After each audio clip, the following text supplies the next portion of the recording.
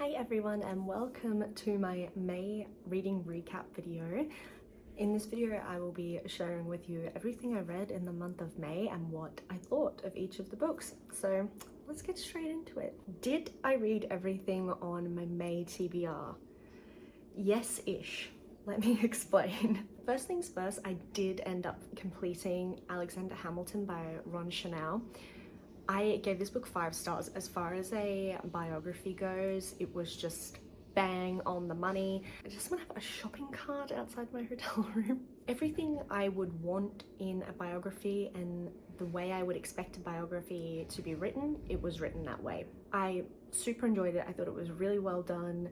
I thought the presentation was quite logical. It did jump around a bit in places, but towards the end of the book it got a little bit more linear. Yeah, but I gave it 5 stars. Definitely one of the better biographies I've ever read. The second book I finished was Archangel's Heart by Nalini Singh. I gave this book 4 stars. It was good. It was different to the other books in the Guild Hunter series, which I quite liked. Yeah, it was like a little bit on the filler side, but I mean, I liked it. I didn't have a problem with it. It was 4 stars. In that book, basically our main characters, Elena and Raphael, go to Morocco to meet up with like this sect of religious archangels, and they basically have to have these meetings to determine whether Li Juan, who is like the main antagonist and the Archangel of China, to determine whether she is dead or sleeping, and they're depending on what it is, basically decide how her land is going to be divided up among the remaining archangels. And then the other part to the story is like Elena is trying to find some things out about her family who are originally from Morocco. Yeah, it was fine. Nothing to write home about, but not as terrible as some of the other books in the series were. Then I read Soul of the Fire by Terry Goodkind. 5 stars, but all the books in the Sword of Truth series are just fantastic. So heart-wrenching at the end, but really engaging. You have so many ups and downs in his books. It was just fantastic. Then I finally finished The Two Towers by J.R.R. Tolkien. I gave this a 4.5 stars. I enjoyed it more than The Fellowship, but not as much as The Hobbit, hence why I put it between my 2 ratings for the things. The first part of the book was amazing. That was a 5 stars. Second half of the book was not as strong. I just don't find Bilbo's storyline as compelling as I do Aragorn and the elves. It was good, and I definitely want to, I listened to this one on audio. I definitely want to do a physical reread one day, so I get like the full experience, I guess. Then I read Faith of the Fallen by Terry Goodkind. Again, 5 stars. I lovingly mocked this book by calling it the book where Richard learns about socialism, which is pretty much what that book is. Richard learns what socialism is and Kaelin commands an army, but it was so good. It was like everything in it that Terry Goodkind does well was in this book. It was fantastic. I don't like, in terms of my favorites, Stone of Tears is my favorite, and then I would say Faith of the Fallen is my second favorite so far, but there's still plenty more books in that series for me to read, so you never know, my ranking might change up a little bit. Then I read Wanna Play a Game by Alina May. This was like a dark reverse harem kidnapper romance. It was like mafia-ish, mafia adjacent, I guess. I gave this one a 3.5 stars. I actually tore through it and enjoyed the bulk of the book a lot. My 2 major criticisms was that there was a torture scene that was just so unnecessarily disturbing. Like, it really did not have to be that. Yeah, it just didn't have to be that. And the point would have been exactly the same. The point of that scene would have been exactly the same without as much disturbing things happening. Yeah, it was just a bit too far in my opinion. And then the other thing that annoyed me was that like the resisting the guys who kidnap you shtick in these dark romances, like that has to go on for some period of time, but when I reach a certain point in that book, I need to see it move into something more. And with this book, there were like some indications her feelings were changing a little bit, but it was not enough that the ending became convincing. you know, it was just like out of nowhere. She did a full switch at the very end and actually liked them. And I was like, it needed to be developed a little bit more in my opinion, but I did really enjoy reading it, and 3.5. The spice level in it is like definitely a 5 out of 5. It is very spicy, very, very. That's pretty much all the book's about.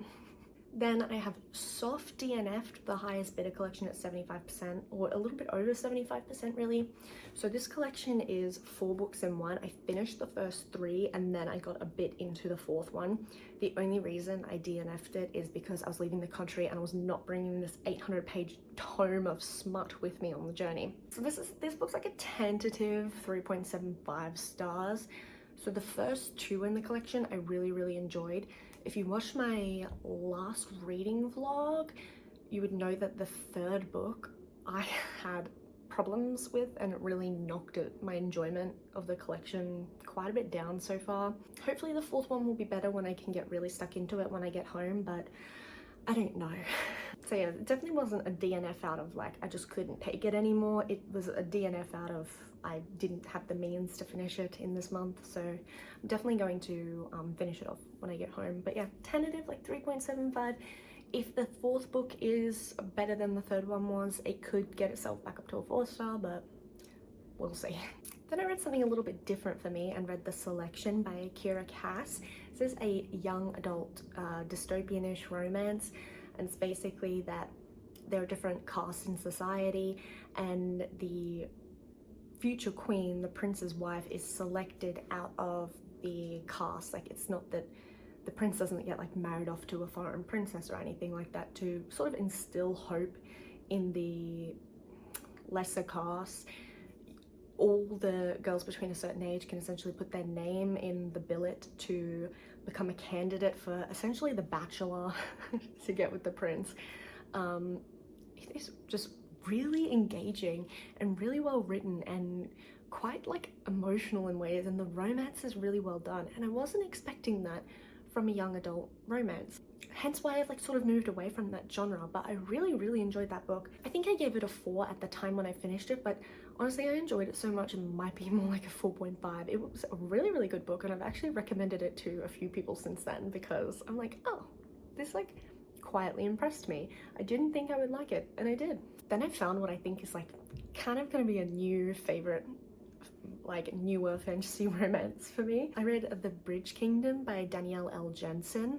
I've heard a lot of good things about this, but you know, I wasn't chomping at the bit to read it, but I decided to read it on my flight over here to the UK, and I loved it. I tore through that book so quickly. It was just an easy read, but very engaging and very compelling. I liked the concept. I thought the fantasy environment was very interesting. I liked the sort of political landscape. So I gave this one a 5-star, honestly. It was really good and ended on a bit of a cliffhanger, so I'm excited to read the 2nd book eventually. Unfortunately, this month I have a flop of the month, and unfortunately my flop of the month is Court of Ravens and Ruin by Eliza Rein. This was a 2 for me. I almost DNF'd this book. It wasn't very long and I really gave it a chance. I mean, I finished it, so I definitely gave it as much of a chance as I could because the concept was really interesting. It was like a high fae, veneer fae, sort of typical modern fantasy romance mixed in with a very Norse mythology inspired setting, and I thought that was really compelling. I thought it had the potential to be really good and really interesting and quite different, but it was just so poorly executed. The magic system wasn't explained and didn't make any sense. The Fae conducted their magic using staffs, but why staffs? Why can't they just wield their magic? What's the significance of the staff? How does their magic wielding work? None of this was explained, and I don't care to read the next book and find out if it gets explained there because the characters weren't interesting. The premise was like so slow to set up, and then I don't know, it just, at times it felt like it was just trying to hit tropes without any thought to the actual story. I honestly, when I was about 65-70% of the way through, I really considered DNFing because it just was not hitting, but I pushed through because I was already in that deep at that point. I might as well have finished it, and yeah, this is not a series I am going to be considering picking up again, and not a book I'm going to be recommending to my friends, unfortunately. Then I randomly picked this up at Waterstones on my first day here. I had never actually heard of this anime movie before and never heard of the manga, but I saw the cover and I thought it was really cute, and I read the back and I thought the concept was really interesting. So I decided to give it a chance, and I'm really glad I did. This was a 5-star for me. So Hello World, the manga. This is illustrated by Manatsu Suzuki and Yoshihiro Sono. It was really, really good. A friend of mine watched the movie after I recommended the manga, and she said it was good but weird. And that's no, what did she say? She said it was cute but weird, and I was like, those are two things I like. Basically like a high school young adult romance mixed in with a sci-fi setting. It was really, really cool actually. I have seen some criticism on this on Goodreads, basically saying that it was too fast paced. Obviously it's not very long, and this is the full story. It was too fast paced to really flesh out any of the concepts, and while I can see that that is true, it didn't limit my enjoyment of it in any way. I thought it was really, really good. So basically our main character is this fellow right here, Naomi. Naomi is like a shy high school boy who feels like he is the side character in his own life. He's not the hero like the hero would be in the book series. He's just a side character, and he wants to take charge and be more assertive and be more domineering in his life, and he's reading books to try and learn those skills, but he just can't do it. And then this cutie right here is Ruri. Ruri was not really on Naomi's radar. He liked cute girls, and Ruri isn't really a cute girl. She is quite stoic and quite assertive and a little bit different. One night when Naomi is, you know, feeling down on himself and feeling like he truly is a side character, he has a very strange encounter from his future self, and his future self tells him that his soon-to-be girlfriend Ruri is going to die at the fireworks festival, I think, upcoming, and future Naomi is trying to get current Naomi to prevent that from happening. It is a quick read. I did it in one sitting, but it was so compelling. I really, really enjoyed it. I think if people gave this a chance, they might find something really cute. And if manga isn't really your thing, but you do like anime, definitely try and give the anime movie a watch. I haven't just yet, but I do plan to. Super cute and a good read. This is definitely like teen appropriate as well. Nothing untoward in this one. Though I have not finished this yet, and today is the last day of May, I really do think I'm going to finish this book today, so I'm going to include it with a tentative rating. So this is, of course, The Serpent and the Wings of Night by Carissa Broadbent. I'm giving this, it's going to be somewhere between a 4 and a 5 for me. So I was really unsure about this book until I hit about 45% of the way through. When I was 45% of the way through, I really thought, like, what is the point? I don't trust any of the characters. I don't find the trials all that compelling. I don't find like the prospective love interest to be like, oh, super sexy and I need to know more about him. I just didn't really know, I didn't know what to think of any of the characters, and I didn't know what to think about the concept. Thankfully, once I hit about 45% of the way through this book, it got so much more engaging. It got so much better, and things really started to develop quite quickly but naturally, and I liked that. So I definitely think if you're considering picking up this book and you haven't yet, you should give it until about 50% before you really draw any judgment. And that might seem like a long way to go through a book to finally get engaged with it, but I think there's just a lot of build up. And I think honestly the way I felt at the beginning of the book, after consulting with a friend who really loved this and telling her how I feel, she told me she felt the same way until about the same point in the book. So I think it might be intentional. So definitely don't like DNF this just because it might seem like, oh, the characters, I don't really know anything about them and I don't find the concept all that interesting, because it will progress and things will move along, and there is actually a compelling story in here. So I have about 3 hours left in this book according to my Kindle, so I anticipate I'll finish it this evening, maybe even on the train to London this evening. So yeah, putting it on my May recap. But yeah, I'm not sure whether it will be like a 4 or a 5 or somewhere in the middle just yet. It's really going to depend how this book ends. Right now I would say it's a 4-ish, but I know people like rant and rave about the ending of this book, so we'll see. It could work its way up to a 5, and I will have an update on my Instagram and in my next vlog with my final rating if you're interested.